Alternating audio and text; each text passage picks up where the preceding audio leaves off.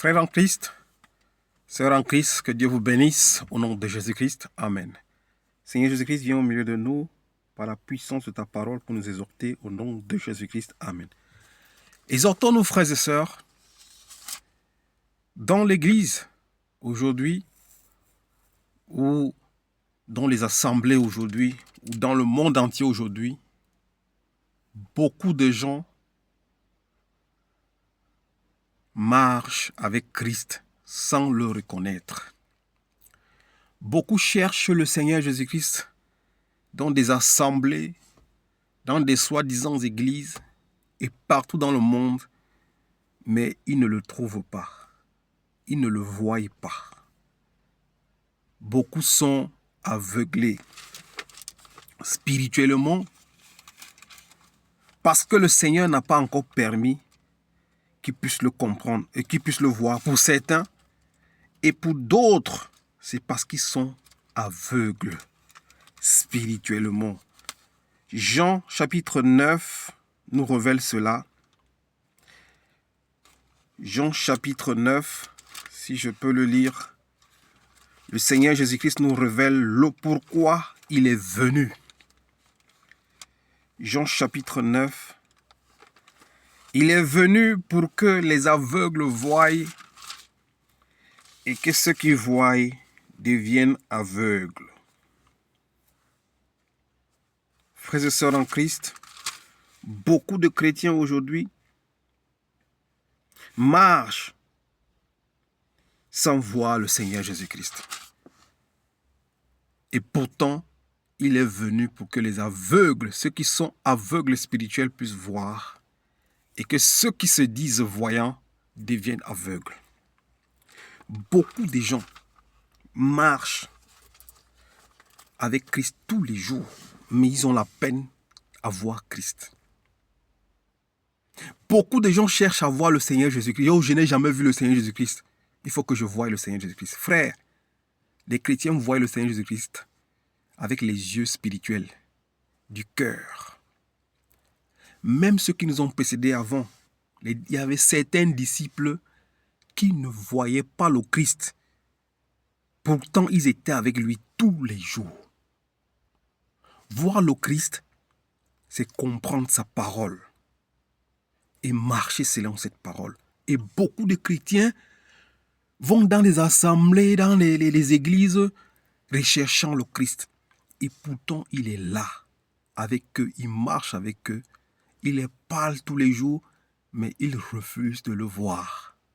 Ils préfèrent vagabonder d'église en église, devenir des prostituées spirituelles, et pourtant, le Christ est là.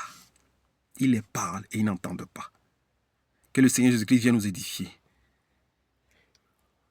Frères et sœurs, nous allons voir ici des disciples qui ont marché, qui ont vécu physiquement, marché avec le Christ, mais ils ne voyaient pas le Christ.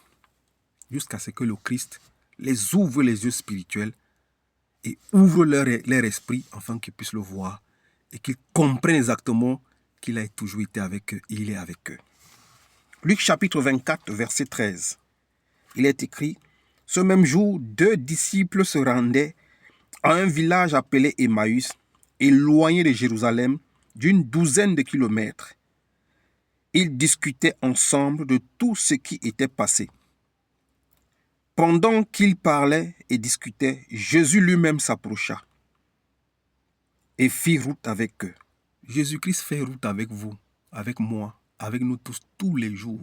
Mais beaucoup d'entre nous ne le voyons pas et ne le connaissons pas. Lui-même s'approcha et fit route avec eux.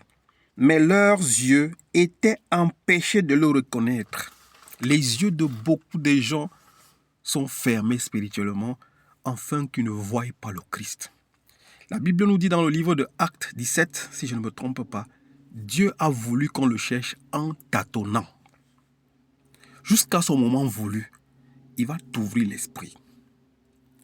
Mais si tu veux que Dieu t'ouvre l'esprit, il dit dans Jean 8, 31, « Si vous demeurez dans ma parole, vous serez réellement mes disciples. » Même en cherchant le Christ, en cheminant avec lui, ne le voyant pas et ne connaissant pas qui il est, Il faut que le chrétien qui veut être un véritable disciple demeure dans la parole de Dieu. C'est en demeurant dans cette parole que tu vas connaître la vérité et la vérité t'affranchira. Tu deviendras un vrai disciple. C'est dans la parole que tu vas voir le Christ. Mais leurs yeux étaient empêchés de le reconnaître. Il leur dit, de quoi parlez-vous en marchant pour avoir l'air si triste? Beaucoup de chrétiens sont tristes parce qu'ils ne connaissent pas le Seigneur Jésus-Christ. L'un d'eux, un dénommé Cléopas, lui répondit, es-tu le seul en ce jour à Jérusalem qui ne sache pas ce qui est arrivé ces jours-ci? Quoi leur dit-il? Il leur répondit, ce qui est arrivé à Jésus de Nazareth, qui était un prophète puissant en acte, en parole, devant Dieu et devant tout le peuple. Et comment les chefs, les prêtres et nos magistrats l'ont fait arrêter pour qu'il soit condamné à mort et l'ont crucifié, nous en espérions que ce serait lui nous en espérions que ce serait lui qui délivrerait Israël. Nous voyons que ici, même les disciples ne croyaient pas que le Seigneur Jésus-Christ était le Messie. Ils espéraient que c'est lui qui devait délivrer Israël. Ils n'ont pas cru en Christ. Ils ne connaissaient pas qui était réellement Christ. Mais avec tout cela, voici déjà le 3e jour que ces événements se sont produits. Il est vrai que quelques femmes de notre groupe nous ont beaucoup étonnés. Elles se sont rendues le grand matin au tombeau et n'ont pas trouvé son corps. Elles sont venues dire que les anges leur ont apparu et ont annoncé qu'il est vivant. Même les disciples ici ne croyaient pas, certains disciples ne croyaient pas à la résurrection de Christ. Ils doutaient de la résurrection du Christ. Et pourtant, il est parlé de tout cela avant de partir. Quelques jours avant sa mort, il est parlé de sa mort et de sa résurrection. Il continue. Quelques-uns des nôtres sont allés au tombeau et ils ont trouvé les choses comme les femmes l'avaient dit. Mais lui, ils ne l'ont pas trouvé. Alors Jésus leur dit, hommes sans intelligence, dont le cœur est lent à croire tout ce que l'on dit des prophètes. Les hommes sans intelligence, beaucoup de chrétiens sont sans intelligence, sans la connaissance, sans l'esprit de révélation. C'est pour ça que l'apôtre Paul dit dans Éphésiens 3, il prie Dieu pour qu'il nous donne un esprit de sagesse, de connaissance et de révélation, afin que nous puissions connaître le Christ. Lents à comprendre, à croire à tout ce qu'ont dit les prophètes. Les chrétiens sont lents à comprendre et à croire ce que les prophètes et les apôtres nous ont laissé. Lents à comprendre et à croire les fondements des vrais chrétiens selon Éphésiens 2, verset 20. Jésus-Christ lui-même étant la pierre angulaire. Ne fallait-il pas que le Messie souffre ces choses et qu'il entre dans sa gloire? Puis en commençant par les écrits de Moïse et continuant par ceux de tous les prophètes, il leur expliqua dans toutes les Écritures ce qui le concernait. Le Jésus-Christ commence encore à les expliquer tout ce qui est dans les Écritures. Et pourtant, il les avait déjà parlé de tout cela. Mais ils étaient lents à comprendre, lents à croire, incrédules, comme beaucoup de chrétiens aujourd'hui, qui sont lents à comprendre et lents à croire et sont incrédules à la parole de Dieu. Lorsqu'il fut près du village où ils allaient, il parut vouloir aller plus loin. Mais il le retint avec insistance en disant « Reste avec nous, car le soir approche, le jour est déjà sur son déclin. » Alors il entra pour rester avec eux. Pendant qu'ils étaient à table avec eux, il prit le pain et après avoir prononcé la prière de la bénédiction, il le rompit et leur donna. Alors leurs yeux s'ouvrirent et ils le reconnurent. Si le Seigneur Jésus-Christ ne t'ouvre pas les yeux, tu ne vas pas le reconnaître. Tu vas marcher d'église en église, d'assemblée en assemblée. Tu vas vagabonder chez les pasteurs, les prophètes. Tu ne vas jamais reconnaître le Seigneur Jésus-Christ. Et pourtant, il marche avec toi. Il te parle tous les jours dans sa parole. Mais comme tu es lente à croire, incrédule, lent à comprendre, ce n'est pas toujours de ta faute. parce que tes yeux sont voilés. Il faut que le Seigneur Jésus-Christ t'ouvre les yeux pour que tu le voies et que tu comprennes sa parole. Je continue la lecture. Les yeux s'ouvrirent et ils le reconnurent, mais il disparut de devant eux. Ils se dirent l'un à l'autre, « Notre cœur ne brûlait-il pas en nous lorsqu'il nous parlait en chemin et nous expliquait les Écritures ?» Ma frère, ma soeur, chaque jour quand on t'explique les Écritures, tu sens un feu en toi. Mais tu ne sais d'où il vient, comme la parole nous dit. Le vent souffle là où il veut. Tu ne sais d'où il vient et d'où il va. Tu sens un feu qui monte en toi à chaque fois où tu lis les Écritures, mais tu ne comprends pas, parce que tu ne sais d'où il vient et où il va. Le Seigneur veut t'ouvrir les yeux spirituels afin que tu ne sois plus aveugle, que tu ne sois plus vagabond, que tu ne montes plus, descendant plus. Christ est là-bas, tu pars, et tu as entendu qu'il est là-bas, tu suis. Il veut t'ouvrir les yeux afin que tu le voies, que tu saches qu'il est avec toi tous les jours. Christ, c'est sa parole. Quand nous lisons